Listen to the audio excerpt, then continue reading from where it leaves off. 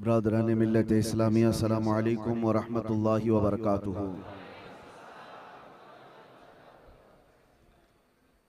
الحمد للہ وکفا وسلام علی حبیبہ المصطفى اما بعد فاعوذ باللہ من الشیطان الرجیم بسم اللہ الرحمن الرحیم۔ کل نفس ذائقۃ الموت وإنما توفون أجوركم يوم القيامة فمن زحزح عن النار وأدخل الجنة فقد فاز وما الحياة الدنيا إلا متاع الغرور صدق الله مولانا العظیم۔ بارگاہ رسالت مواب صلی اللہ تعالی علیہ وسلم میں درود پاک کا ہدیہ پیش کریں۔ اللہم صلی علی سیدنا محمد معدن الجود والکرم وآلہ واصحابہ الکرام وابنہ الکریم وبارک وسلم صلاة دائمة سرمدا ابدا۔ کرسی صدارت پر جلوہ بار گلے گلزار اشرفیت آبروئے خاندان اشرفیہ معین المشائخ حضرت العلامہ سید معین الدین صاحب ادام اللہ اقبالہ، دیگر علماء اور اساتین یہاں پر حاضر ہیں۔ سب سے پہلے آپ سے میں یہ گزارش کروں گا کہ یہ محفل اللہ کے گھر میں ہو رہی ہے، اس کا احترام باقی رکھنا بہت ضروری ہے۔ دوسری بات یہ ہے کہ معمول کے مطابق یہ جلسہ ہر سال ہوا کرتا ہے، تقریباً انہی ایام میں ہوتا آیا، اور اس جلسے کے انعقاد کرنے والے ساری اس کی محنت اور اس کو سجانے والے آپ کی اسی مسجد کے ہر دل عزیز امام حضرت حافظ خورشید صاحب قبلہ، اللہ تبارک و تعالی ان کی تربت پر رحم و کرم کی بارشیں فرمائے۔ تقریباً 20 یا 22 سال اس مصلی پر انہوں نے امامت کی۔ ان کا یہ انعقاد کیا ہوا اور جلسہ اس لیے بھی ہوتا ہے کہ پورے بکھرے ہوئے لوگوں کو جوڑ دیا جائے۔ سال میں ایک بار ہی صحیح، لیکن قاری صاحب قبلہ دوڑ بھاگ کرتے اور وہ سیدھے آ کر مجھے حضرت معین المشائخ کا حکم سناتے، جہاں بھی ہوں جیسے بھی ہوں یہاں حاضر ہو ہی جاتا۔ شاید یہ تیسرا سال ہے میری حاضری کا، اور ایک عجیب اتفاق ہے کہ میں اندر جانے سے پہلے بھی آخری بار آ کے گیا اور جا کے واپس آنے کے بعد پہلی بار بھی یہیں آیا۔ یہ جلسہ مس نہیں ہوا، بہت ساری چیزیں 8 ساڑھے 8 مہینے کے اندر ادھر ادھر ہو گئی تھی، لیکن ہر سال برابر وقت پر یہ ہوتا آیا۔ اس کار خیر کو جنہوں نے شروع کیا، اللہ تبارک و تعالیٰ اس کا اجر عطا فرمائے۔ میرے آقا صلی اللہ تعالیٰ علیہ وسلم نے ارشاد فرمایا، من سن سنتن حسنتن، جس نے کسی نئے طریقے کو ایجاد کیا، فَلَهُ أَجْرُهَا، اس کو اس کا اجر ملے گا۔ کوئی بھی نیا اچھا کام شروع کیا ہے، وَأَجْرُ مَنْ عَمِلَ بِهَا، اور جس نے اس طریقے کو قائم رکھا، ان سب کے عمل کرنے کا بھی ثواب ایجاد کرنے والے کو ملے گا، شروع کرنے والے کو ان سب کے بھی عمل کا ثواب ملے گا۔ لیکن ساتھ میں میرے آقا صلی اللہ تعالیٰ علیہ وسلم نے یہ بھی فرمایا، وَمَنْ سَنَّ سُنَّةً سَيِّئَةً فَلَهُ وِزْرُهَا وَوِزْرُ مَنْ عَمِلَ بِهَا، لیکن کسی نے برا طریقہ ایجاد کیا، کوئی نیا برا طریقہ شروع کیا ہے، تو اس برا کرنے کا گناہ تو اس پر ہوگا ہی، لیکن اس کا دیکھا دیکھی جتنے لوگ وہ برا فالو کرتے رہیں گے، ان سب کے گناہوں کا بھی گناہ اس ایجاد کرنے والے کو دیا جاتا رہے گا۔ اس لیے یاد رکھو، زندگی میں اگر کبھی کوئی کام شروع کرنا ہو تو نیک کام شروع کر کے جاؤ، تاکہ اس کا دیکھ کر کے لوگ اور بھی وہ نیک کام کریں اور ان سب کا عمل کا ثواب آپ کو بھی دیا جاتا رہے گا۔ لیکن اللہ کے نبی صلی اللہ تعالیٰ علیہ وسلم نے یہ بھی فرمایا وَلَا يُنْقَصُ مِنْ أُجُورِهَا، عمل کرنے والوں کے اجر میں کوئی کمی نہیں ہوگی، ان کو تو ان کا دیا جائے گا لیکن اتنا ہی شروع کرنے والے کو بھی دیا جائے گا۔ آج کے یہ جلسے کا جو اجر ہوگا وہ قاری صاحب قبلہ کی قبر میں ضرور پہنچایا جائے۔ شروعات انہوں نے کی ہے۔ دوسری بات یہ بھی میں عرض کروں میرے عزیزوں کہ جیسے کہ ابھی آپ سن رہے تھے کہ امامت اور نارمل چیز نہیں ہے، مسجد کی ہر قسم کے لوگوں کو امام جوڑ کر کے رکھتا ہے، مقتدی ایک فکر کے نہیں ہوتے، اس میں پٹھان بھی ہیں، سید بھی ہیں، شیخ بھی ہیں، اور پتہ نہیں کیسے کیسے سارے ہیں جو آپس میں ایک دوسرے کے رشتے بھی نہیں کرتے، لیکن وہ سب ایک صف میں کھڑے رہتے ہیں اور اس امام کی اقتداء میں۔ اور یہ اللہ تعالیٰ کا نظام ہے جو رب تبارک و تعالیٰ اس نظام کو قائم رکھا ہوا ہے۔ مجھے حیرت ہوتی ہے،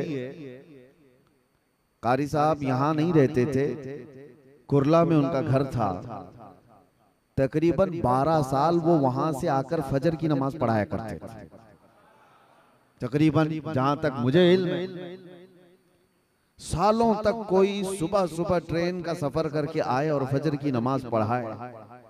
ایک بات یاد رکھو میرے عزیزو، یہ وہ لوگ ہیں جن کے متعلق فرمایا گیا مسجد کا وہ ٹکڑا جس پر وہ نماز پڑھتے تھے، ان کی جدائی کے غم میں وہ رونے لگتا۔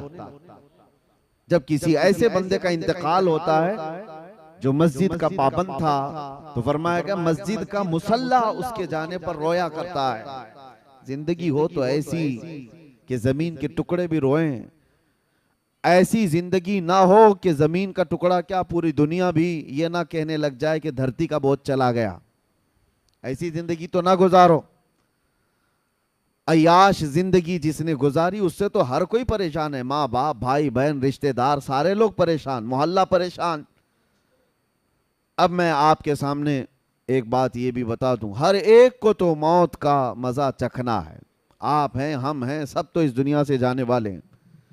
لوگ جیتے ایسے ہیں جیسے ان کو جانا ہی نہیں ہے، لیکن یقین ایسا ہے سب کو پتا ہے کہ دنیا کا بڑا سے بڑا بادشاہ بھی موت کے چنگل سے بچ نہیں سکتا۔ اور رب تعالیٰ نے قرآن میں فرمایا اینما تکونوا یدرککم الموت ولو کنتم فی بروج مشیدہ، تم جہاں کہیں بھی ہوگے موت تمہیں آ کر پکڑ لے گی، اگرچہ تم مضبوط قلعے میں کیوں نہ بیٹھ جاؤ۔ دنیا کا کوئی حکیم ایسا معجون نہیں تیار کیا جو موت سے بچا لے۔ سائنس اتنی ترقی کر کے بھی آج تک موت کی دوا نہیں بنا سکا، کوئی نہیں بنا سکتا قیامت تک۔ قرآن میں اللہ کا وعدہ ہے لِكُلِّ أُمَّةٍ أَجَلٌ، ہر جماعت کو یا ہر انسان کو موت آنی ہے۔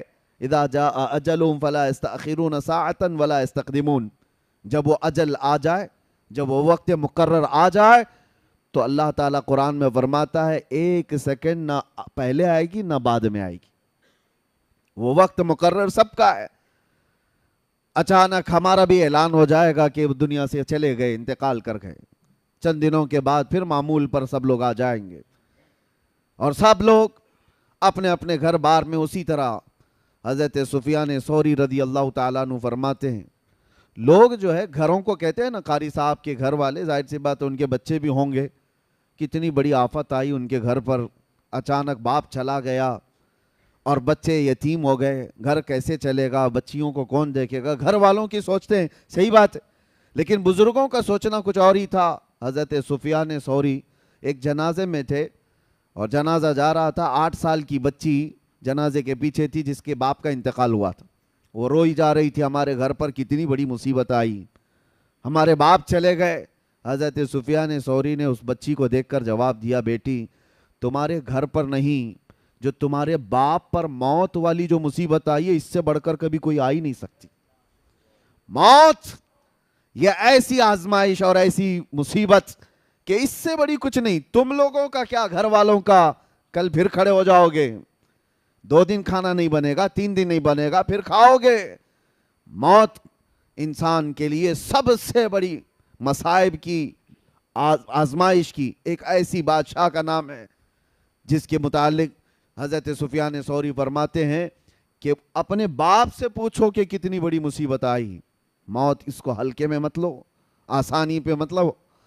اور جب دفن کر کے آ گئے دوسرے دن وہ قبرستان گئے تھے، حضرت سفیان قبرستان گئے ہیں اور وہی بچی قبر کے پاس بیٹھی رو رہی ہے، اور کیا کہہ رہی تھی اپنے باپ سے کہ ابا جب آپ بیمار تھے تو بچھونے میں بچھا دیتی، اوڑھنے میں لا کے دیتی، آپ کو بھوک لگتی کھانے میں لاتی، دوائیاں میں پلاتی، کل کی رات کیسی گزری آپ کی، کون بستر پوچھا، کون اوڑھنا پوچھا، کون دوائیاں اور کون کھانے پوچھا۔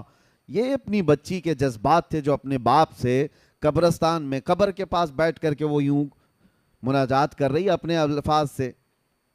حضرت سفیان ثوری پیچھے سے سن رہے تھے، انہوں نے کہا بیٹی یہ پوچھ اپنے باپ سے، یہ مت پوچھ کہ بستر کون دیا، اوڑھنا کون دیا، دوائی کون دیا، کھانا کون دیا، یہ دنیا ختم ہو گئی۔ ان سے اب یہ پوچھ ہم نے جو کفن دیا تھا فرشتوں نے اسے باقی رکھا یا ختم کر دیا۔ یہ پوچھ ابھی کہ ہم نے نہلا کر کے بھیجا تھا، کہیں اس پر اللہ نے بچھو اور سانپ تو نہیں چھوڑ دی، ہم نے خوشبوئیں لگائی تھی، پیٹ کے پھٹنے کے بعد تعفن اور بدبوئیں تو نہیں پھیل گئی۔ یہ پوچھ اب مردے سے۔ میرے عزیزو، بعد کی جو منزل ہے حضرت عثمان غنی رضی اللہ تعالیٰ عنہ خلفائے راشدین میں تیسرے نمبر پر، آپ جب قبرستان جاتے تھے اتنا روتے تھے کہ ان کی داڑھی سے آنسوں کے قطرے گرنے لگ جاتے تھے۔ آپ کے غلام وہ کہتے کہ حضرت عثمان غنی سے کہ جب بھی آپ قبرستان کے پاس آتے اتنا کیوں غم کرتے ہیں، اتنا کیوں روتے ہیں؟ وہ کہتے کہ یہی ایک منزل ہے جس سے بندہ نکل گیا تو سب میں نکل جائے گا، یہی وہ منزل ہے۔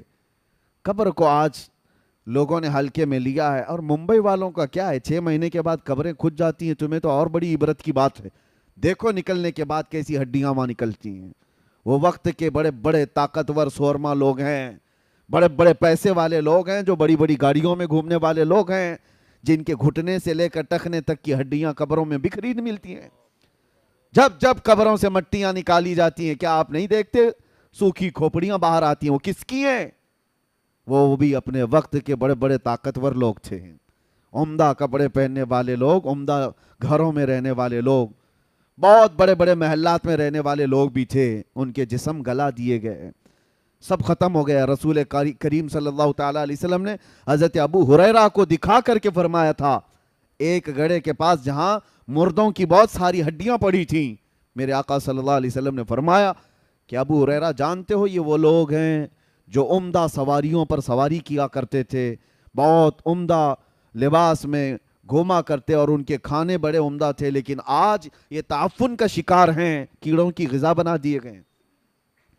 یہ انسان کو یہ باتیں اس لیے بتائی جاتی ہیں، اور خاص طور پر آپ سب کو میرے عزیزوں مسلمانوں کو، کہ جب بندے کو اپنا آخری سفر یاد ہوتا ہے تو غرور اور گھمنڈ میں کبھی نہیں آنا۔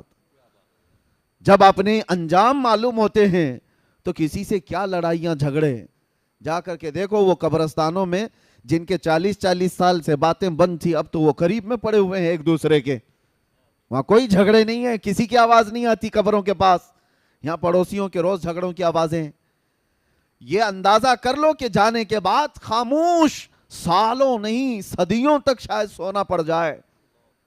تو یہاں پر ان گھروں میں جو حالات پیدا ہوئے ہیں ہمارے، حیرت کی بات ہے، ہم صفوں میں کھڑے ہوتے ہیں اور باہر جا کر ایک دوسرے کو سلام تک نہیں کرتے، ایک دوسرے کے مصافحے بھی ختم ہیں۔ یہ جو نفرتوں کی دیواریں ہیں، انسان کو اگر اپنا آخری مقام معلوم ہو کہ سب چھوڑ کر کے تو جانا ہے مجھے۔ اور آپ کو بتاؤں، حضرت ابو ہریرہ رضی اللہ تعالیٰ عنہ فرماتے ہیں دنیا کی ایک ایسی چیز ہے جس کو ایکسپلین نہیں کیا جا سکتا، یعنی جنت بتائی جا سکتی ہے کیسی ہے، حدیثوں میں معلوم ہے، حضور صلی اللہ تعالیٰ علیہ وسلم دیکھ کر کے آئے تھے، بتائے میرے آقا نے، جہنم کے مناظر بتائے گئے ہیں کہ کیسے کیسے عذابات ہیں، بہت ساری چیزیں، قبروں کے حالات بھی بتا دیے گئے، لیکن حضرت ابو ہریرہ فرماتے ہیں ایک چیز ایسی ہے جس کو ایکسپلین نہیں کیا جا سکتا، وہ موت ہے۔ وہ کیسے انداز میں آتی ہے؟ کیونکہ جس نے چکھ لیا وہ بتانے کے لیے آیا نہیں، جس کو آئی موت وہ دوبارہ آ کر بتایا کبھی نہیں کہ کیسے آتی ہے، اور جو پہلے سے بتایا ہے وہ یا تو پھر बुजुर्गों की बातों को बताएगा। हाँ, अल्लाह के नबी सल्लल्लाहु ताला अलैहि वसल्लम ने जो बताया है वो हमारे लिए यकीनी है। सुनिए, मौत के सिलसिले में इसलिए मैं अर्ज कर रहा हूँ कि कारी साहब किबला को उनकी जो मौत है, कुछ ऐसी मौतें हैं जो शौक लगा देती हैं। वैसे तो एक शायर ने बहुत खूब कहा है, मौत उसकी जिसका करे जमाना अफसोस, यूं तो यहां आए हैं सभी मरने के लिए। आए तो सब है मरने के लिए, लेकिन कुछ मौतें ऐसी हैं जो हिला देती हैं, आदमी को सोचो विचार पर मजबूर कर देती हैं। जवान बंदा हट्टा कट्टा, एक दिन पहले इसी मस्जिद से वो मेरे पास आए थे, एक दिन पहले की बात कर रहा हूं। विक्रोली पार्क साइट आए, काफ़ी देर तक बैठे रहे, गुफ्तगू होती रही, और उन्होंने कहा कि हज़रत मुझे इस साल रमज़ान में मदीना शरीफ जाना है।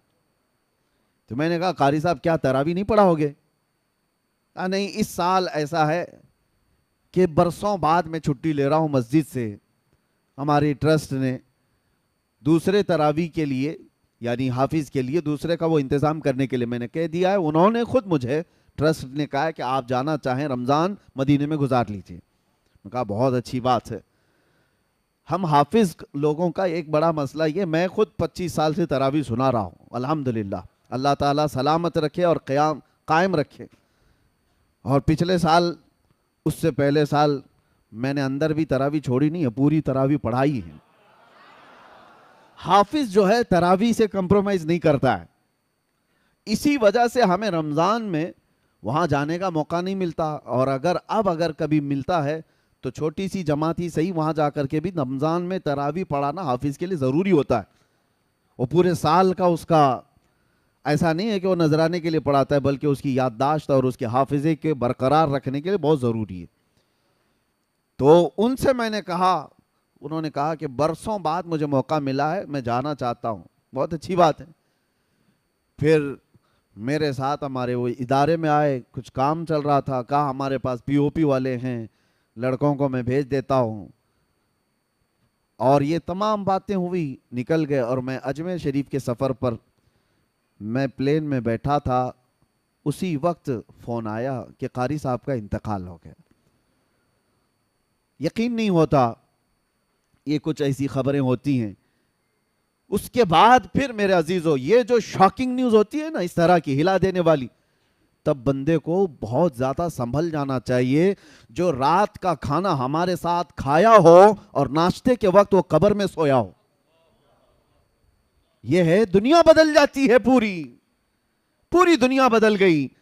एक शाम पहले जो मगरिब पढ़ाया हो और दूसरी शाम मगरिब में वो कब्रिस्तान में सोया हो, पूरी दुनिया तब्दील हो जाती है। आज हम यहां बैठे हैं, हम में से किसी को नहीं पता फजर मिलने वाली है नहीं। ये मौत का मामला अल्लाह तबारक व तआला ने इस तरह इसीलिए रखा है कि बंदा गुरूर और तकब्बुर में फिरौन ना बने। आज पता है आपको, पूरे यहूदी और जो नई नई इजादात करते हैं, उनके पीछे एक उनका वक्त, एक बहुत बड़ा, जो मेरी स्टडी का मैं आपको बता रहा हूं, इनको क्या लेना देना है पूरी दुनिया को। ये जो न्यू वर्ल्ड ऑर्डर जो करते हैं कि पूरी दुनिया को ग्लोबल विलेज बनाना है, एक दुनिया बनाना है। आपको पता है, पूरे गोल्ड को अपने पास रखना, इकोनॉमिक पूरी ताकत को अपने पास रखना, बैंकिंग निज़ाम को अपने पास रखना, दुनिया की सारी हुकूमत को अपने पास रखना, क्यों कर रही है एक छोटी जमात? क्यों करती है एक छोटी सी जमात? आपको पता है, सालों पहले नमरूद के ज़माने में ऐसा हुआ था कि यही कौम ने पूरी दुनिया में ऐसी हुक्मरानी की कि नमरूद को ये बात किसी ने बताई कि दुनिया की हर ताकत तुम्हें मिल गई है, कुछ भी कर सकते हो तुम। 1000 लोगों से वो तनहा लड़ सकता था नमरूद, और इंसानों पर तो ऐसी हुकूमत थी। लेकिन उससे मशवरा देने वालों ने कहा एक चीज तुम्हें नहीं मिली है, वो है मौत और हयात पर कंट्रोल।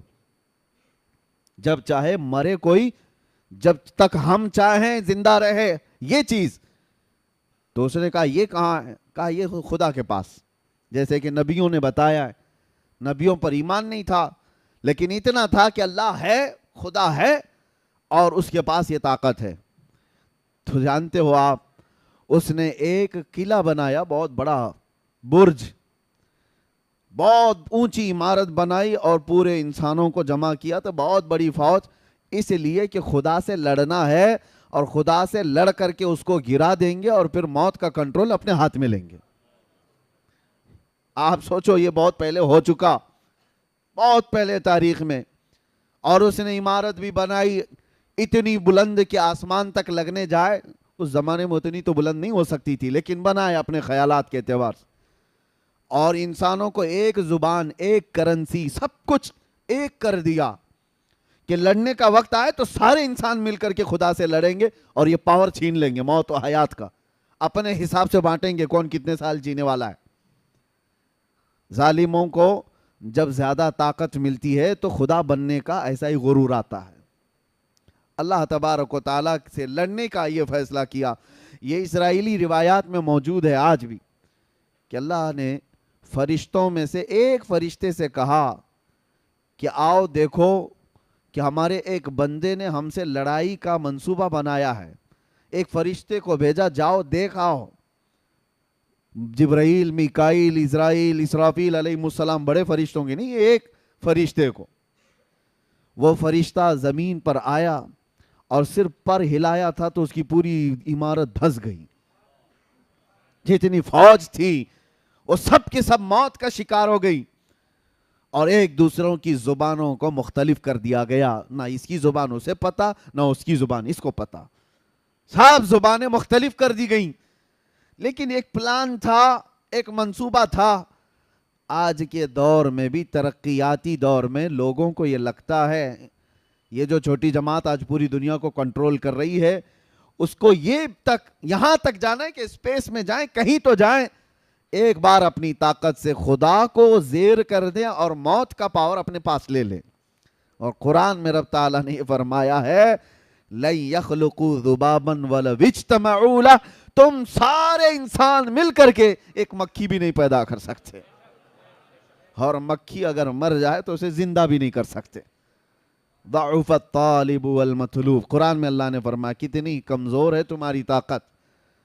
اسی لیے میرے عزیزوں، موت کا ذکر ہم اس لیے کرتے ہیں کہ ہمیں ہماری کمزوری پتہ چلے، ہمیں ہماری حیثیت معلوم ہو، ہم کتنی حیثیت کے ہیں۔ ایک ٹھوکر لگنے پر موت آ سکتی ہے، اور کبھی کبھار بلڈنگوں سے گرنے والا بھی بچ جاتا ہے۔ یہ سارا نظام قدرت ہے اللہ تعالیٰ کی طرف سے ہے۔ اور موت اچھی اور بری کیا ہوتی ہے؟ اچھی اور بری کیا ہے؟ مصلی پر امامت کرتے ہوئے موت آئی، بظاہر بہت اچھی موت ہے، اور اگر کوئی ایکسیڈنٹ میں مر گیا، 40 ٹکڑوں میں ہو گیا، بہت بری موت۔ لوگوں کے ذہن میں یہ کورونا میں مرنے والوں کو لوگ بیچارے یہی سمجھتے تھے کہ کیا موت ہے بیچاری، 4 لوگ اٹھا نہیں پاتے، ریپ کر دیتے ہیں پلاسٹک میں، اور 4 لوگوں کی نماز پہ اس کو تو دفن کر دیا جاتا ہے، ایسی موت ہے ویسی۔ نہ مرنے کے انداز کو دیکھ کر کے موت کو اچھی اور بری آپ کنسیڈر نہیں کر سکتے۔ ایک بات آپ کو میں بتاؤں، موت اچھی کون سی ہے اور بری کون سی ہے؟ اور جنازے دیکھ کر کے بھی نہیں۔ جنازے پھولوں سے سج جائیں، لد جائیں، ہزاروں کی بھیڑ ہو جائے، یہ بھی معیار نہیں، کسوٹی نہیں اچھی اور بری موت کا۔ اچھی اور بری موت کیا ہے؟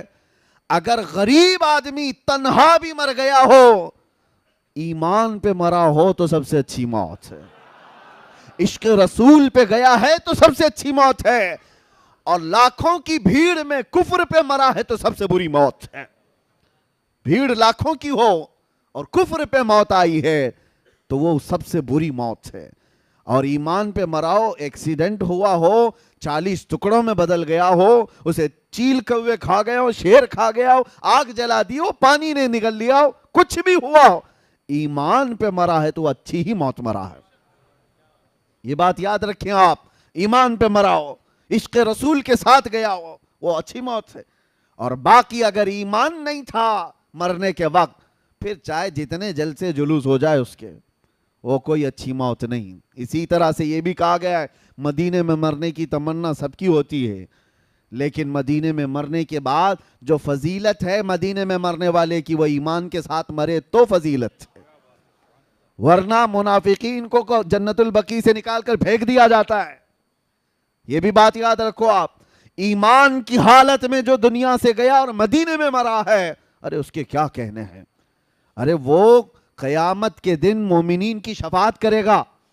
میرے آقا صلی اللہ تعالیٰ علیہ وسلم نے فرمایا جنت البقیع کے اس قبرستان سے 70,000 لوگ ایسے نکلیں گے قیامت کے دن جن میں سے ہر میت 70,000 کی شفاعت کرے گی۔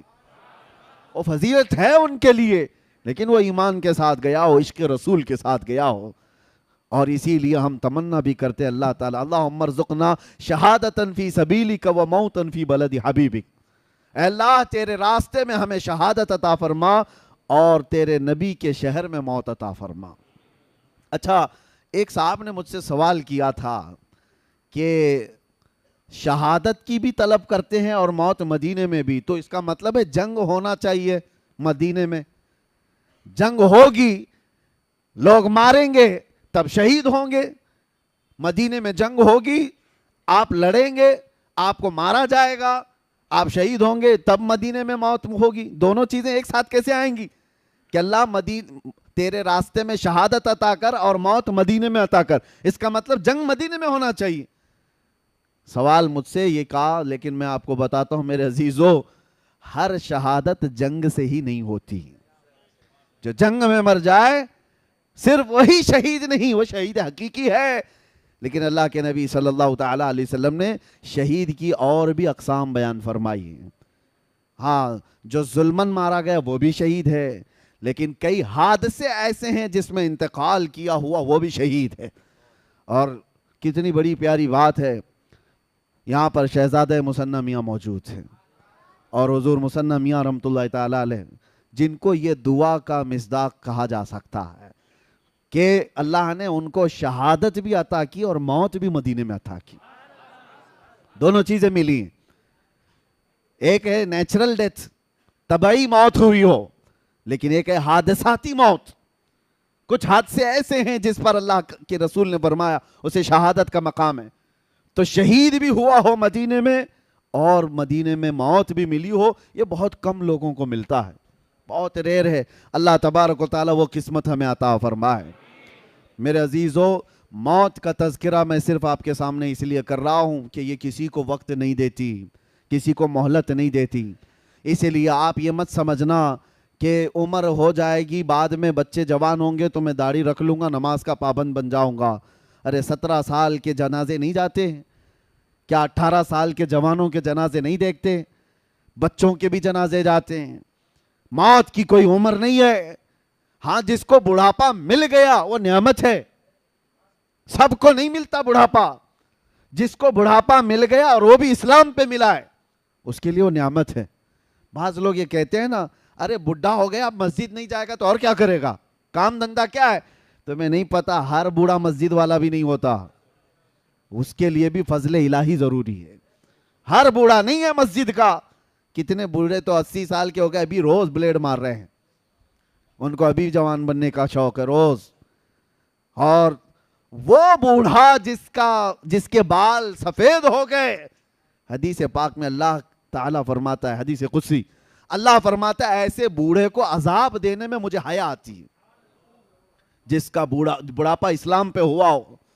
لیکن یہ بڑھاپا سب کو نہیں ملتا کہ ہر کوئی بوڑھا ہو کے مرے گا، کتنے تو جوانی میں چلے گئے۔ قاری خورشید صاحب امامت کر رہے تھے، مشکل سے شاید ان کی 50 کے آس پاس کی عمر ہوگی، 48 سال کی عمر، جبکہ نظام یہ بتایا گیا 40 سال کے بعد جوانی شروع ہوتی پہلے۔ اور قرآن پاک میں جو اللہ تبارک و تعالیٰ نے فرمایا وَلَمَّا بَلَغَ أَشُدَّهُ، یعنی یہ جو شدت والی جوانی اس کو 40 سال کا گیا۔ آپ تمامی حضرات سے میں ایک بات یہ کہوں گا کہ موت کی کوئی عمر نہیں ہے، تو پھر کس بات کے انتظار میں ہو کہ کب کریں گے، کل کریں گے، پرسوں کریں گے؟ جو بات تمہیں بعد میں اچانک آنے والی ہے اس کے لیے پہلے سے تیار ہونا چاہیے۔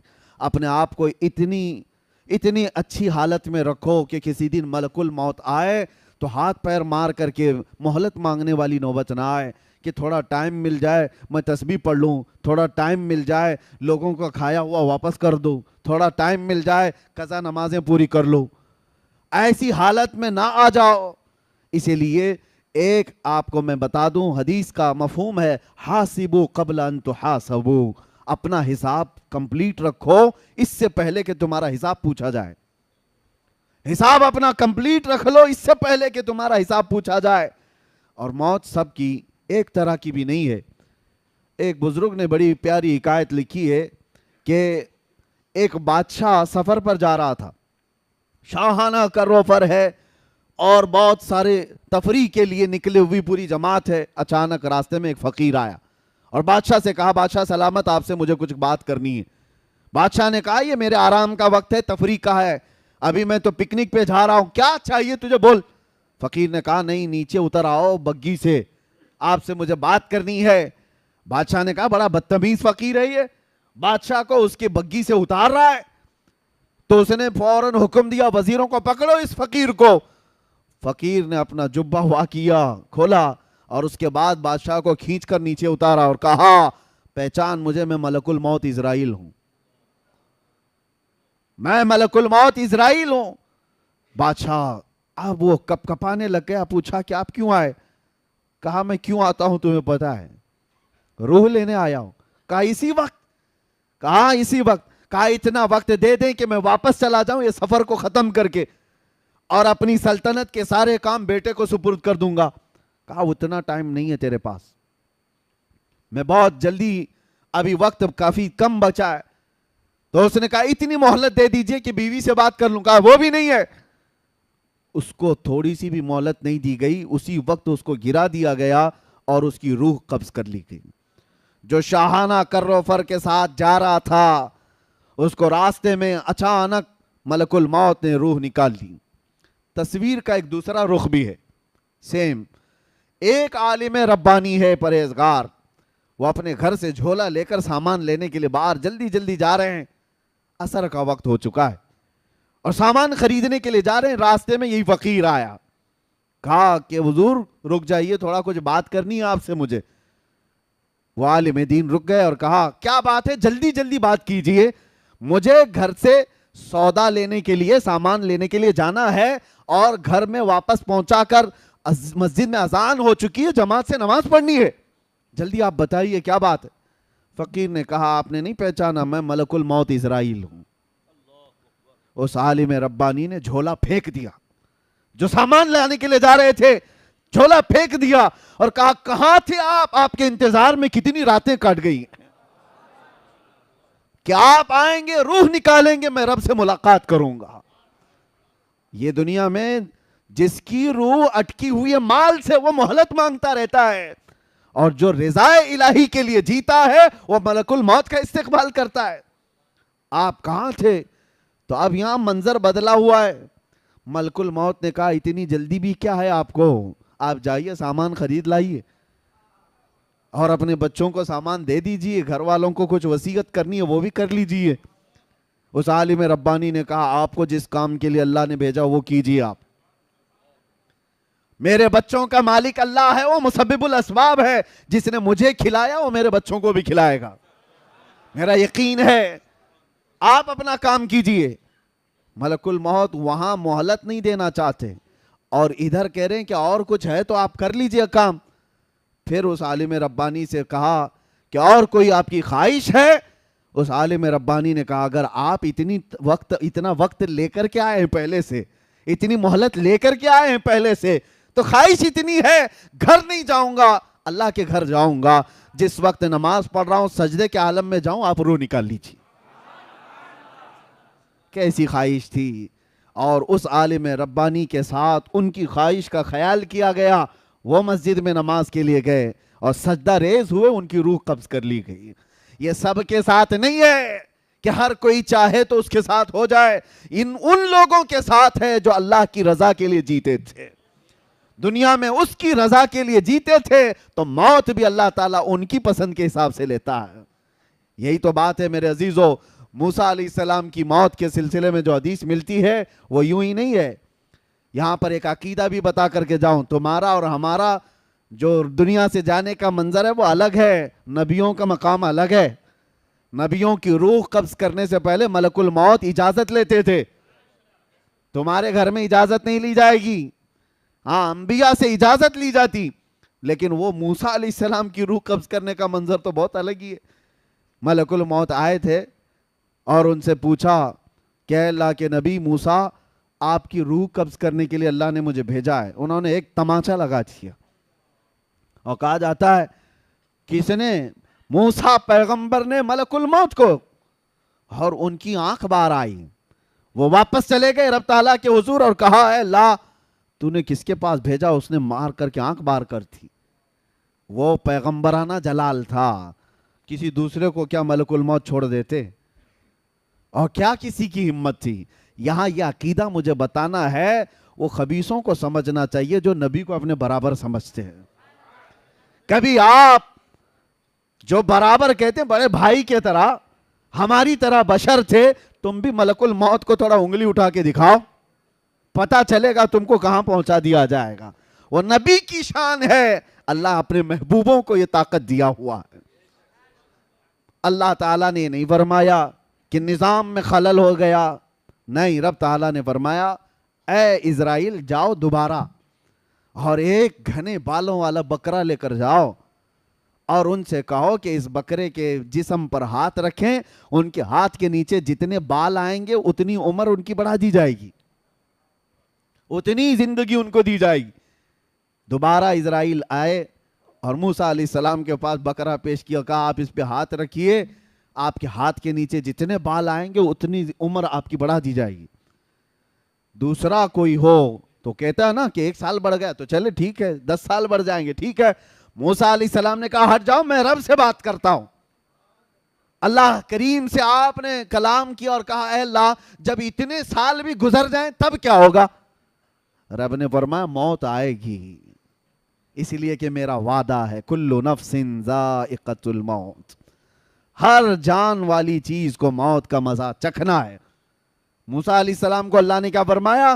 موت تو آئے گی، جتنے سال بھی ہوں گزر جائیں موت آئے گی۔ تب موسیٰ علیہ السلام نے کہا جب موت آنا ہی ہے تو اب کیا تب کیا؟ پھر اسرائیل سے کہا کہ مجھے بیت المقدس کے قریب کر دو، زمین کو لپیٹ دیا گیا، آپ کو دم زدن میں بیت المقدس کے قریب کر دیا گیا۔ وہاں پر ایک قبر کھودی جا رہی تھی، اس میں حضرت موسیٰ علیہ السلام لیٹے اور کہا اسرائیل سے کہ اب میری روح قبض کر لو۔ یہ شان ہے نبیوں کی کہ ہر ایک کی موت اس طرح سے نہیں آتی ہے، کچھ موتیں وہ ہیں، اسی لیے موت میں بھی درجات ہیں، موت میں درجات ہیں۔ ایک حضرت عمر فاروق رضی اللہ تعالیٰ عنہ سے مروی یہ بات ہے، آپ سے پوچھا گیا موت کے آنے کے انداز الگ الگ ہیں؟ آپ نے کہا ہاں۔ کہا کیسے؟ کہا مومن کی روح اور کافر کی روح نکالنے میں فرق ہے، ایک کافر کی اور ایک بدبخت کی گنہگار کی روح ایسے نکالی جاتی ہے جیسے کانٹوں کی جھاڑی پر ریشم کا کپڑا ڈال کر کھینچو، ریشم کا کپڑا، سلک کا کپڑا ڈال کر کانٹوں کی جھاڑی پر جب کپڑا کھینچیں گے تو اس کے تار کس طرح نکلتے چلے جائیں گے، روح نکلنے کے وقت اس کو ایسا لگے گا ناخن سے اس کی روح نکالی جا رہی ہوگی، شدت کا درد ہوگا۔ اور پھر آپ سے پوچھا گیا مومن کی روح کیسے نکالی جاتی ہے؟ کہا ایسے جیسے میدے کے گندھے ہوئے آٹے میں بال پھنساؤ تو نکال لیا جاتا ہے، ایک بال گندھے ہوئے آٹے میں پھنسا ہو تو اس کو نکالنے میں کیا محسوس ہو، نہ بال کو پتہ چلے نہ آٹے کو پتہ چلے۔ تو آپ کے ہاتھ میں ہے کس طرح دنیا سے جانا چاہتے ہو۔ قرآن میں اللہ نے فرمایا ہے یا ایتھا النفس المطمئنہ ارجعی الی ربک راضیۃ مرضیہ فادخلی فی عبادی وادخلی جنتی۔ کچھ وہ لوگ ہیں جن کے مرنے سے پہلے ان کے کانوں میں یہ آواز آتی ہے اے پاکیزہ جان کے مالک آ جا اپنے رب کی طرف خوشی خوشی۔ اللہ فرماتا ہے میرے بندوں میں شامل ہو جا، میری جنت میں داخل ہو جا۔ اور حدیث پاک میں ہے کچھ گنہگار ایسے ہیں جن کے مرنے سے پہلے کانوں میں آواز آتی ہے یا ایتھا النفس الخبیثہ، اے برے جان کے مالک اخرجی من الجسد الخبیث، گندے جسم سے نکل جا۔ اللہ کا یہ حکم ہوتا ہے گندے جسم سے نکل جا اور میرے بندوں سے دور ہو جا، جہنم میں داخل ہو جا۔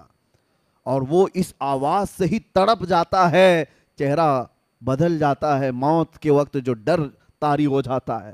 عزیزان گرامی وقار، موت کے وقت جو حالات آتے ہیں، قرآن کہتا ہے کہ اگر تم دیکھ لو نا فرشتوں کو کہ فرشتے کیسے مارتے ہیں، اور یضربون وجوہہم وادبارہم، ان کے پیچھے ان کی پیشانیوں پر مارتے ہیں روح نکالنے کے لیے، بہت شدت کا درد. اور کہا گیا سکرات کا وقت ایسا کہ مکھی بھی اگر اس کے جسم پر بیٹھے تو پہاڑ کی طرح لگتا ہے، اس کے لیے پانی کا ایک قطرہ ایک ندی کے برابر لگتا ہے. یہ موت کے انداز ہیں. میں گفتگو سمیٹتے ہوئے اب آپ کو بتاؤں میرے عزیزو، یہی بات امام اعظم ابو حنیفہ سے پوچھی گئی. اب یہ ہمارے ایمان کی بات کر رہا ہوں، توجہ، کیسے مرنا چاہتے ہو سن لو. امام اعظم ابو حنیفہ سے کسی نے سوال کیا کہ سنا ہے بدبخت اور گنہگار کی موت بڑے دردناک انداز سے آتی ہے، اور ایک عاشق رسول کی موت بڑی خوشحالی کے ساتھ آتی ہے، وہ خوشی خوشی دنیا سے جاتا ہے. ایسا کیوں ہوتا ہے جبکہ روح نکالنے والا ایک ہی ہے، فرشتہ ایک ہی ہے؟ درد کیسے ہوتا ہے؟ روح ایک ہی ہے. آپ نے کیا کہا جانتے ہو؟ امام اعظم نے کہا جا سورہ یوسف پڑھ لے، تجھے سمجھ میں آ جائے گا. سورہ یوسف قرآن پاک کی سورہ 13ویں پارے میں حضرت امام اعظم ابو حنیفہ نے کہا جا یہ پڑھ لے. وہ پڑھ کر کے آیا، اس میں موت کا کہیں ذکر ہی نہیں ہے. یہ کیسے کافر کی موت آتی ہے، کیسے مومن؟ ارے اس میں تو یوسف و زلیخا کے واقعات ہیں. وہ آ کر کے کہا اس میں مجھے کہیں کچھ ملا نہیں. کہا پھر سے پڑھ کر کے آ. پھر پڑھ کر کے آیا، کچھ نہیں ملا. موت کے نکلنے کا، یہ روح کے نکلنے کا کوئی منظر اس پہ نہیں ہے. امام اعظم نے پوچھا پھر کیا پڑھا تو نے؟ کہا اس میں تو اللہ تعالیٰ نے یوسف علیہ السلام کے بچپن سے لے کر کے ان کے وزارت عظمیٰ تک کے واقعات بھی بیان فرمائے. کہا اس میں زلیخا کا واقعہ تو پڑھا ہے؟ کہا کیا ہے واقعہ؟ اس نے کہا زلیخا یوسف علیہ السلام کے حسن پر فدا ہو گئی تھی، دیکھ کر کے فدا ہو گئی. شہر کی عورتوں نے ان کو تانا دینا شروع کیا زلیخا کو کہ ایک جوان لڑکے پر تو فدا ہو گئی، اس لیے کہ ان عورتوں نے یوسف کو دیکھا نہیں تھا، تانے مار رہی تھی. تو زلیخا نے کیا کیا؟ ایک دعوت کی ان سارے رئیس عورتوں کی، اور گھر میں بلایا اور سب کے ہاتھوں میں ایک لیمو دیا اور ایک ہاتھ میں چاقو دیا، اور کہا جب میں کہوں گی تب یہ لیمو کاٹنا. بڑی بڑی رئیس عورتیں بیٹھی تھی. اسی عالم میں یوسف علیہ السلام کو زلیخا اس حال میں بلاتی ہیں. یوسف علیہ السلام کا حسن ایسا تھا، جمال ایسا تھا کہ جو دیکھتا تھا وہ پلکیں جھپکانا بھول جاتا تھا. جیسے ہی یوسف علیہ السلام داخل ہوئے، ادھر سے زلیخا نے آواز دی کہ اپنے اپنے ہاتھوں میں موجود لیمو کاٹ دو. عورتیں یوسف علیہ السلام کو دیکھنے میں ایسے ہو گئیں، مگن ہو گئیں کہ ان کے ہاتھوں سے لیمو گر گیا، 4 انگلیاں کٹ گئیں. قرآن پاک میں یہ واقعہ موجود ہے. قطعنا ایدیہن، اللہ فرماتا ہے انہوں نے اپنے ہاتھوں کی انگلیاں ہی کاٹ لی. ارے عورت ذات ہے، تھوڑا سا کھروچ آ جائے تو واویلا کرتی ہے، 4 انگلیاں کٹ جائیں پتہ نہیں چلا. ہاں ایک کیفیت انسان پر آتی ہے جب وہ محویت کی کیفیت ہے، یعنی کسی میں گم ہو جاتا ہے تو کٹنے کا درد نہیں ہوتا، پتہ نہیں چلتا. تو اس نے شخص نے امام اعظم سے یہ کہا یہ واقعہ تو میں نے قرآن میں پڑھا ہے لیکن اس کا موت سے کیا لینا دینا؟ امام اعظم نے کہا اسی سے تو لینا دینا ہے. بات در حقیقت یہ ہے ایک مومن صالح، ایک عاشق رسول جب دنیا سے جا رہا ہوتا ہے، روح نکالنے کا درد بہت ہوتا ہے، بہت تکلیف تو ہوتی ہے، لیکن ملک الموت ادھر سے آتے ہیں، تاجدار مدینہ ادھر سے آتے ہیں. ادھر سے یہ روح نکال رہے ہوتے ہیں، ادھر وہ جمال مصطفیٰ دیکھ رہا ہوتا ہے، وہ حسین چہرہ دیکھ رہا ہوتا ہے. ارے عورتوں کو یوسف کا حسن دیکھتے دیکھتے انگلیاں کٹنے کا درد نہیں ہوا، مومن صالح کو جمال مصطفیٰ دیکھ کر روح نکلنے کا بھی احساس نہیں ہوگا، پتہ ہی نہیں چلے گا کہ روح کب نکلی. اسی کو تو اعلیٰ حضرت نے فرمایا تھا حسن یوسف پہ کٹی مصر میں انگشت زنا. ہاں میرے عزیزو، یہ اعلیٰ حضرت کا کمال تو دیکھو، 5 چیزیں اس شعر میں فرمایا آپ نے. حسن یوسف پہ کٹی مصر میں انگشت زنا، سر کٹاتے ہیں تیرے نام پہ مردان عرب. کیا کیا اعلیٰ حضرت فرماتے ہیں؟ حسن یوسف پہ، حسن پہ کٹی، حسن یوسف پہ کٹی، کاٹا نہیں ہے انہوں نے، وہ کٹ گئی ہیں اور بے خودی میں کٹی ہیں، جان بوجھ کے نہیں کاٹا، کٹی مصر میں، عرب میں نہیں، مصر کی عورتیں ہیں. انگشت یعنی انگلیاں، اور زنا عورتیں.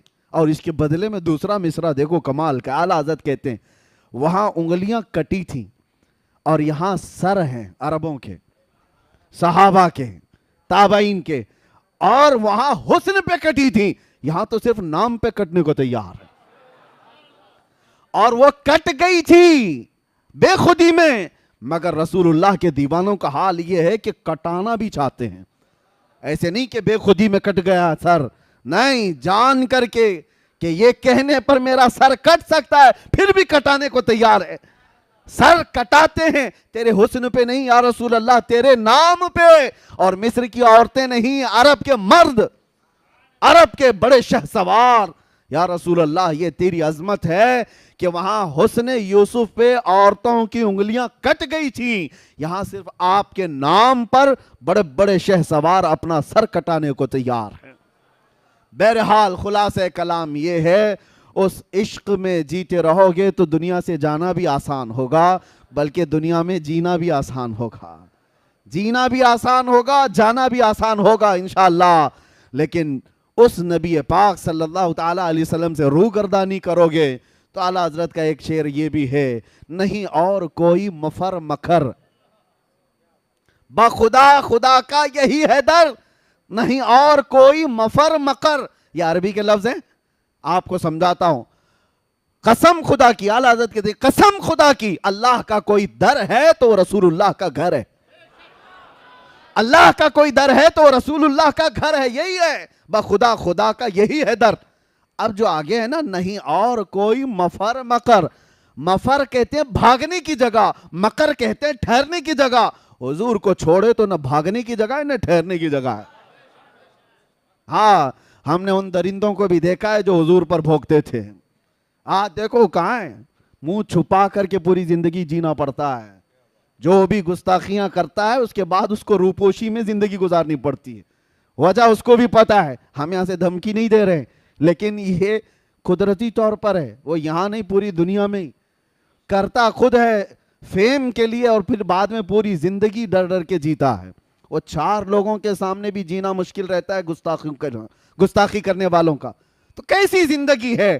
اور الحمدللہ جو محبت مصطفیٰ کی بات کرتے ہیں، ہم ہزاروں میں تنہا بھی گھوم سکتے ہیں، تنہا جا سکتے ہیں، گستاخی کرنے کے بعد بھاگنے کی بھی جگہ نہیں، ٹھہرنے کی بھی جگہ نہیں۔ ہاں، آپ کو پتا ہے آج سے 4 سال پہلے وہ پاکھنڈی جو بھوکتا تھا، اس کے گوفے میں ایک 8 سال کا بچہ آ گیا تھا، نیوز آپ نے بھی سنا ہوگا، مسلمان بچہ تھا اور غلطی سے پانی لینے کے لیے چلا گیا تھا، نیوز والوں نے بھی بہت چلایا، لیکن اس کو اتنا بڑا کر دیا گیا، ارے مسلمان بچہ آ گیا 8 سال کا، پتہ نہیں کیا کرنے آیا تھا کیا نہیں کرنے آیا تھا، سارے اس کے اطراف، ارے بات در حقیقت اس بچے کی نہیں ہے، تم نے جو گستاخی کی ہے اس کے بعد 8 سال کا بچہ بھی تمہارے لیے ملک الموت لگتا ہے، حالانکہ بچوں سے کیا ہو سکتا تھا، اس کو تو موت کا فرشتہ سمجھنے لگ گیا۔ یہ ڈر ہے، یہ خوف ہے حضور کو چھوڑنے کے بعد یا حضور پر بھونکنے کے بعد۔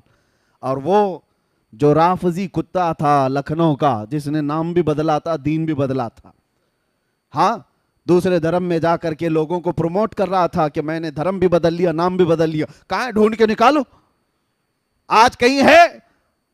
6 مہینے چاٹو گیری کرتے رہے، اس کے بعد وہاں سے بھی کک مار کے بھگا دیا گیا، دھوبی کا کتا، نہ گھر کا نہ گھاٹ کا۔ اعلیٰ حضرت فرماتے یا رسول اللہ، جو تیرے در سے یار پھرتے ہیں در بدر یوں ہی خار پھرتے ہیں۔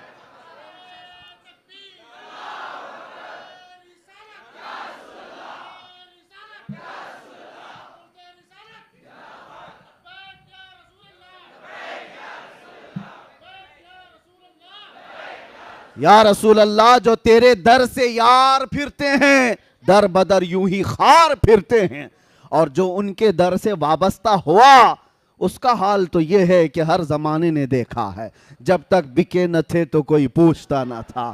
یا رسول اللہ، تم نے خرید کر ہمیں انمول کر دیا۔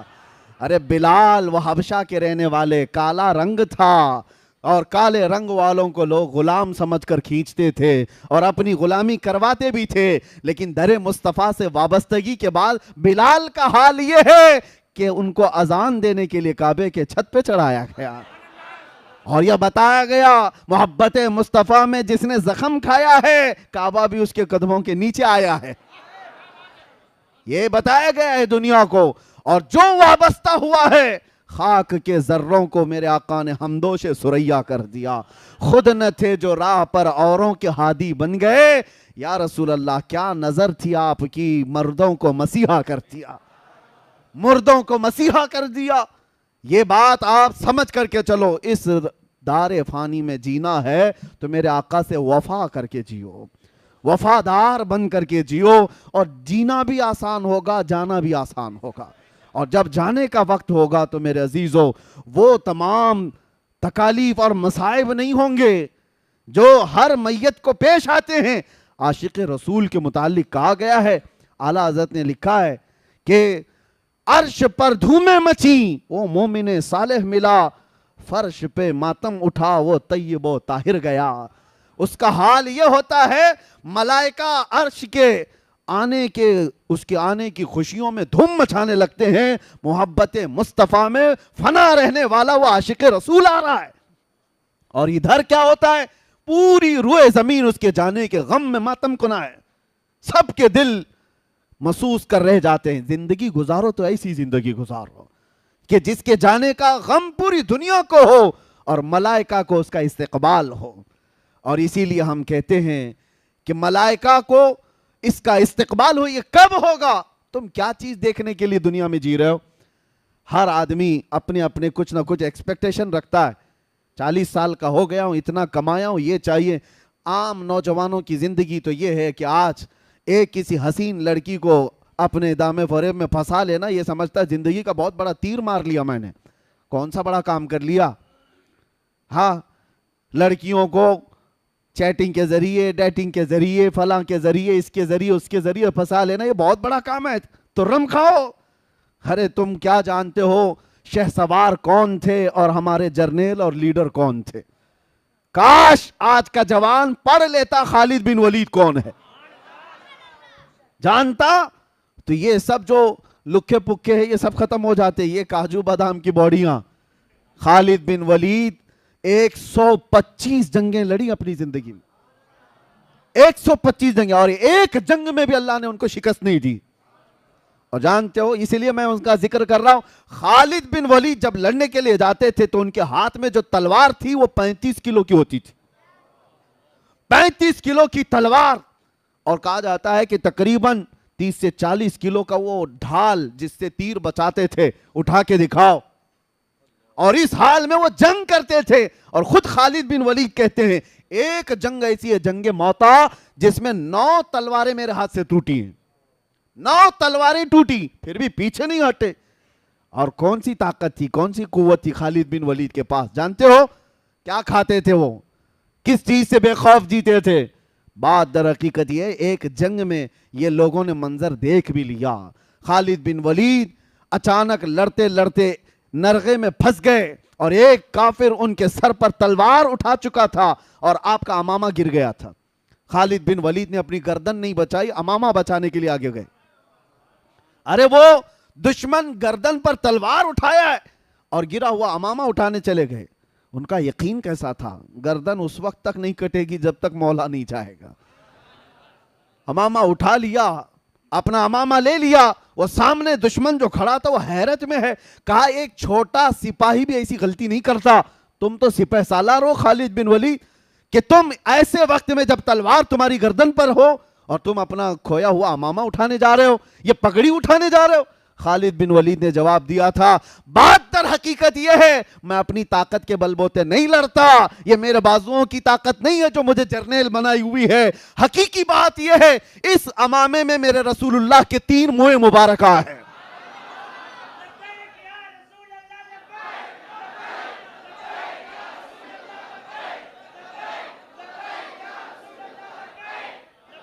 توجہ, خالد بن ولید کہتے ہیں اس امامے میں رسول اللہ کے 3 موئے مبارکہ ہیں, اور میرا یقین یہ ہے یہی برکت ہے جو مجھے ہر میدان میں فتح یاب کرتی ہے. ہاں, یہ ہے نسبت صحابہ کی, یہ ہے وفاداری جو انہیں طاقتور بنا رکھی تھی. اسی لیے میں نے کہا وفا کرو تو جینا بھی آسان ہے, جانا بھی آسان. اور بے وفائی میں یہاں گھٹ گھٹ کر کے مرتے رہو گے. اسی لیے میرے عزیزو آخری بات یہ ہے, اعلیٰ حضرت نے فرمایا زیادہ دیر انتظار مت کرو, اپنے آپ کو بدلنے، اپنے آپ کو توبہ کر کے صحیح راستے پر لانے کے لیے زیادہ دیر تک انتظار نہ کرو، آج لے ان کی پناہ، آج مدد مانگ ان سے، کل نہیں، آج لے ان کی پناہ، آج مدد مانگ ان سے، کل نہ مانیں گے قیامت میں اگر مان گیا، وہاں تو سب مانیں گے بڑے بڑے لوگ دیکھ کر کے، آج ہی مان لو میرے آقا کو۔ اب میں آپ سے ایک سوال پوچھتا ہوں، مجھے دل پہ ہاتھ رکھ کر کے بتاؤ، کائنات میں سب سے حسین چہرہ میرے آقا کا تھا یا نہیں؟ سب سے اعلیٰ اخلاق میرے نبی کے تھے یا نہیں؟ نبی کونین صلی اللہ تعالیٰ علیہ وسلم کی زندگی سب سے اعلیٰ تھی یا نہیں؟ ان کی حدیثیں سب سے سچی، ان کی زبان سب سے سچی، ان کے اخلاق سب سے سچے، ان کا حسن سب سے اعلیٰ۔ جس جماعت کے پاس ایسا رسول ہو، کسی دوسرے کو دیکھنے کی ضرورت ہی کیا ہے؟ تم ایرے غیرے نتھو کھیرے کے فین بنتے کیوں ہو؟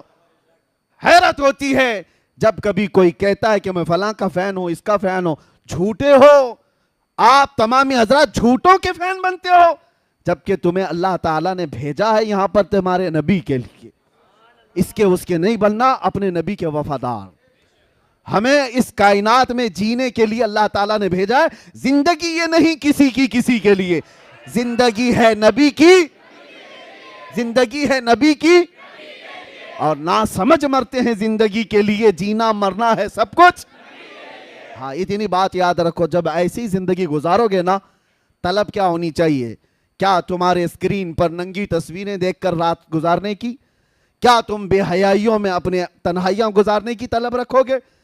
چھوڑ دو ان تمام چیزوں کو، اللہ دیکھ رہا ہے تمہاری تنہائیوں کو بھی، اور ان قریب موت آنے والی ہے، ان قریب آنے والی ہے۔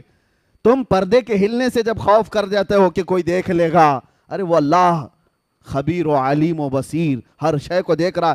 یہ چیزیں دیکھنے کی طلب میں مت جیو، صرف جینا ہے تو یہ طلب رکھ کر کے جیو جو اعلیٰ حضرت کے شہزادے مفتی اعظم نے کہا تھا، کچھ ایسا کر دے میرے کردگار آنکھوں میں، ہمیشہ نقش رہے روئے یار آنکھوں میں۔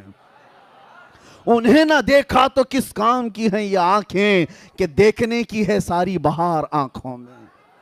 حضور کو دیکھنے کی طلب لے کر کے جیو، اور پھر وہ وقت آ بھی جائے گا جب بار بار تم دروازہ کھٹکھٹاتے ہو تو دروازہ کھل ہی جاتا ہے، بار بار کسی کا دروازہ کھٹکھٹائے تو کھل ہی جاتا ہے۔ اور میرا رسول بڑا غیرت مند ہے، آتا ہے فقیروں پہ انہیں پیار کچھ ایسا، خود بھیک دیں اور خود کہیں منگتے کا بھلاؤ، روز طلب تو رکھو بارگاہ مصطفیٰ میں کچھ ایسا کر دو، اور پھر یہ طلب رکھو اور اتنا کہہ دو میرے آقا کی بارگاہ میں۔ یقین ہے نا حضور سنتے ہیں؟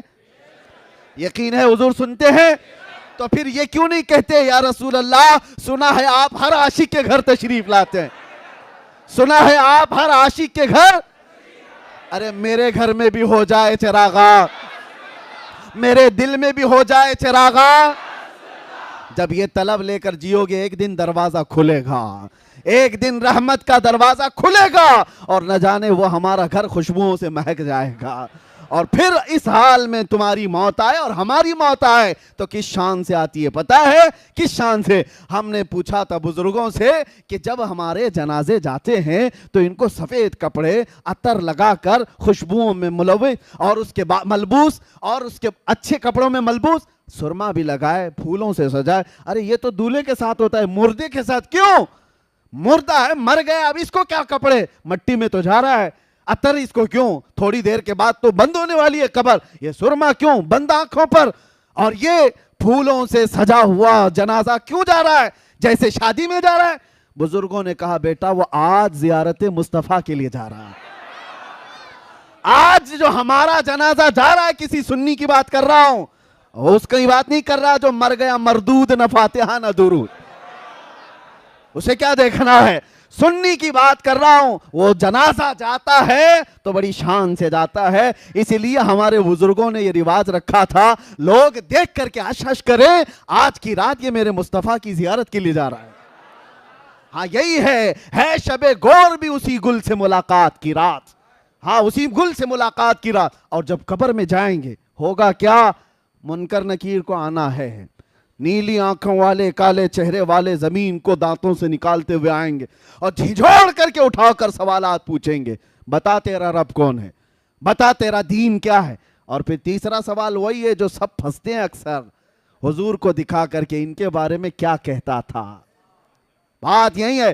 بہت سارے تو جواب دے دیں گے میرا رب اللہ ہے، میرا دین اسلام ہے، لیکن فرشتے سوال میں وہاں پر چینجنگ کر دیتے ہیں. آپ کو پتا ہے فرشتے پہلے 2 سوال میں پوچھتے ہیں تیرا رب کون ہے، تو کیا جواب ہوگا؟ میرا رب. سوال پر توجہ رکھو، لفظ پر، کون ہے. وہ یہ نہیں پوچھ رہے کون تھا، یہ پوچھتے ہیں کون ہے. اور دوسرا سوال بھی فرشتے کہتے ہیں تیرا دین کیا ہے. فرشتے یہ نہیں پوچھتے تیرا دین کیا تھا، کیا پوچھتے ہیں تیرا دین کیا ہے، وہ کہتا ہے اسلام. لیکن تیسرے سوال میں فرشتے چینج کر جاتے ہیں. ما کنت تقول فی حق ھذا الرجل، حضور کو دکھا کر کہتے ہیں یہ کون ہے، نہیں پوچھتے ہیں ان کے بارے میں کیا کہتا تھا. ہاں یہ اب بھی کیا کہہ رہا وہ نہیں، پہلے کیا تھا، اپوزیشن میں تھا کہ ادھر تھا. ان کو دکھا کر کے حضور کو فرشتے کہتے ہیں ما کنت تقول، کیا کہتا تھا حضور کے بارے میں. ہاں تو وہ پھر حضور کو جو کہتا تھا اسے کہنا پڑے گا. ہاں وہ خبیث کیا کہے گا جو پیٹھ پیچھے کا علم نہیں کہتا تھا، جو وہ کیا کہے گا جو اپنے بڑے بھائی کی طرح کہتا تھا، حضور کو کمتر سمجھتا تھا معاذ اللہ. وہ کیا کہے گا، وہ ہاں ہاں ہاں ہاں لا ادری، نہیں معلوم کیا کہوں گا. وہ تو سنی کی قسمت ہے جو کہے گا سارے اچھوں میں اچھا سمجھیے جسے، ہے اس اچھے سے اچھا ہمارا نبی.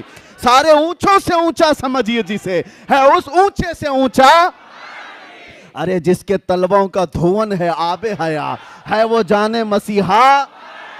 ہم تو نبی کو کیا کہتے تھے، قبر میں جھوم کر کہیں گے سرور کہوں کہ مالک و مولا کہوں تجھے، باغ خلیل کا گل صیبہ کہوں تجھے. اللہ رے تیرے جسم منور کی تابشیں، اے جانے جام میں جانے تجلی کہوں تجھے. تیرے تو وصف عیب تناہی سے ہیں بری، حیران ہوں میرے شاہ میں کیا کیا کہوں تجھے. لیکن رضا نے ختم سخن اس پہ کر دیا، ارے خالق کا بندہ خلق کا آقا کہوں تجھے. ہم یہ کہیں گے. اور اتنا ہی نہیں، عاشق ایک اور منزل آگے بڑھ کر کہتے ہیں ارے جواب دینے اور سوال کرنے کی نوبت بعد میں آئے، بعد میں آئے. ایک وہ عاشق ہے جو ایک منزل اور آگے ہے. وہ منکر نکیر سے کیا کہتا ہے پتا ہے، اب تو پائے ناز سے، اب تو پائے ناز سے اے فرشتوں کیوں اٹھوں، ارے مر کے پہنچا ہوں یہاں اس دل ربا کے واسطے. اس دل ربا کے واسطے مجھے آنے کے لیے، انہیں دیکھنے کے لیے مرنا پڑا ہے. تم سوال جواب پہ لگے ہو، ان کے لیے تو مرا ہوں. اسی لیے بس اب گفتگو ختم کرتے ہیں. ہماری کل کائنات، ہمارا کل سرمایہ، ہماری زندگی، ہمارا متاع حیات، سب کچھ جان مصطفیٰ ہے، جان کائنات ہے. وہ پروردگار کے محبوب ہیں جس کے لیے اللہ تعالیٰ نے ہمیں اس جیتی جاگتی دنیا میں بھیجا ہے. تو صرف اور صرف امانت یہ ہے، سچائی یہ ہے، ہم یہ کہیں بارگاہ مصطفیٰ میں یا رسول اللہ ایرے غیرے نہ تھو کھیرے کے لیے اب زبان نہیں کھلے گی. جیوں گا تو دوسروں کے لیے نہیں جیوں گا، جو کچھ بھی کروں گا آپ کی مرضی کے مطابق. دہن میں زبان، بدن میں ہے جان، ہم آئے یہاں اٹھے بھی وہاں، زمین و زمان، مکین و مکان، چنین و چنا، اور بنے دو جہاں. لبیک یا رسول اللہ، لبیک یا رسول اللہ.